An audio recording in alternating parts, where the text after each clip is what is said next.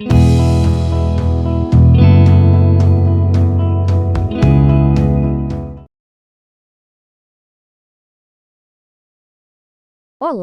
Hoje a gente vai conversar sobre uma questão que é central para todo mundo que ensina arte, né? Como é que a gente consegue ir além daquela sequência de atividades soltas e criar verdadeiras jornadas de aprendizado? Vamos descobrir juntos como transformar o planejamento em uma ferramenta realmente poderosa que dá sentido e coerência para as nossas aulas. Pois é, essa é a grande pergunta que nos guia. Como a gente garante que cada aula não seja só um evento isolado, mas sim um passo consciente dentro de um percurso formativo? A resposta, como a gente vai ver, está num planejamento que amarra tudo: objetivos, conteúdos, metodologias e, claro, um jeito de avaliar que olha para o processo todo.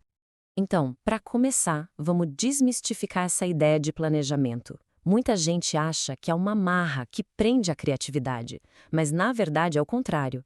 Pensem nele como nosso mapa criativo. É esse mapa que permite a gente navegar com intenção, garantindo que toda a liberdade de explorar novos territórios artísticos leve os estudantes a um lugar de aprendizado que seja claro e, mais importante, significativo. E aqui, olha, tá a grande virada de chave.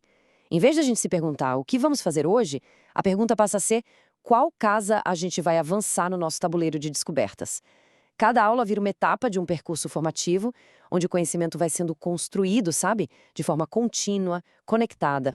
Este esquema aqui mostra bem a anatomia de uma jornada que funciona.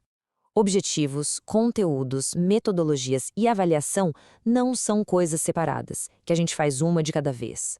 Não, são como engrenagens de um mesmo sistema. Tudo roda junto. Os objetivos mostram o destino, os conteúdos são o caminho, as metodologias são o nosso veículo, o jeito de viajar, e a avaliação, bom, a avaliação é a nossa bússola, que vai nos mostrando se a gente está na direção certa. E de onde a gente tira a direção geral para esse nosso mapa? Vem daqui, ó, do Projeto Político Pedagógico, o famoso PPP. Ele é basicamente a alma da escola.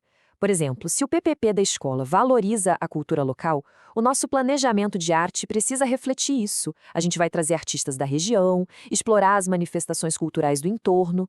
Conhecer o PPP é fundamental para criar aulas que façam sentido para a realidade dos estudantes. Certo, então já temos o nosso mapa em mãos. Mas e a caminhada? Como ela vai ser?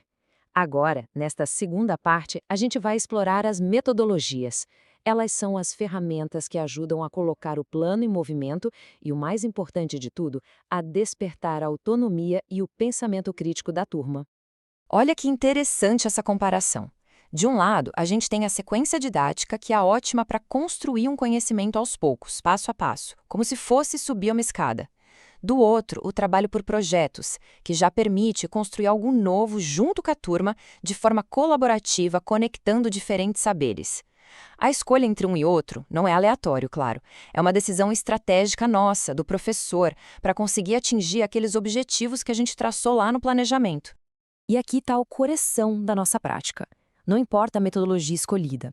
A nossa função não é dar um mapa do tesouro já com o X marcado, né? É ensinar os estudantes a ler os mapas, a usar a bússola, a tomar as próprias decisões durante a jornada.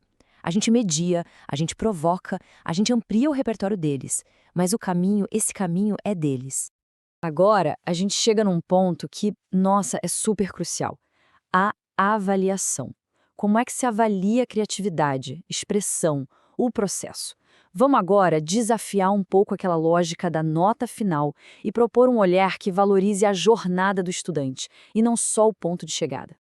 Fica essa pergunta no ar. Uma nota, um número, pode de verdade resumir um processo que é tão rico, tão complexo, cheio de tentativas e erros? A resposta óbvia é não. Tentar fazer isso é como querer descrever uma viagem inteira mostrando só a foto do cartão postal. A gente precisa de um mais, precisa do álbum de memórias, do diário de bordo. E esse quadro aqui deixa a diferença bem clara. Enquanto a avaliação tradicional foca na foto final, a avaliação processual quer ver o filme todo. O foco muda de o que foi produzido para como foi produzido, que decisões foram tomadas, onde houve avanço.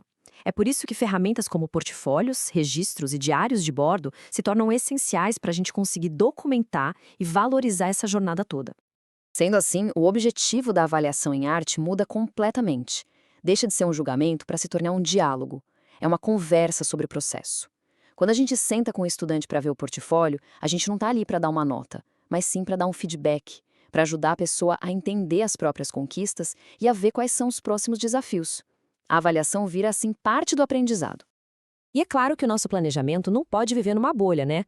Ensinar arte hoje é ensinar a ler o mundo de imagens que cerca a gente por todos os lados. E isso significa trazer para a sala de aula não só a história da arte, mas também a fotografia do Instagram, os vídeos do TikTok, até os memes. O objetivo não é só consumir isso tudo, mas entender como essas linguagens funcionam para que a turma também passe a usá-las de um jeito mais crítico e criativo.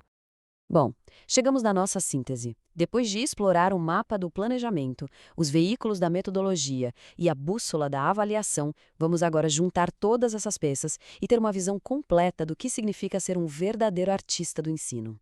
Acho que esta imagem resume bem a nossa jornada. Uma educação artística de qualidade, ela é intencional, porque parte de um plano claro. Ela é crítica porque ensina a ler as imagens do mundo. É contextualizada porque conversa com a vida do estudante. E, acima de tudo, ela é sensível, porque acolhe e valoriza as 1001 formas de ser e de se expressar de cada um.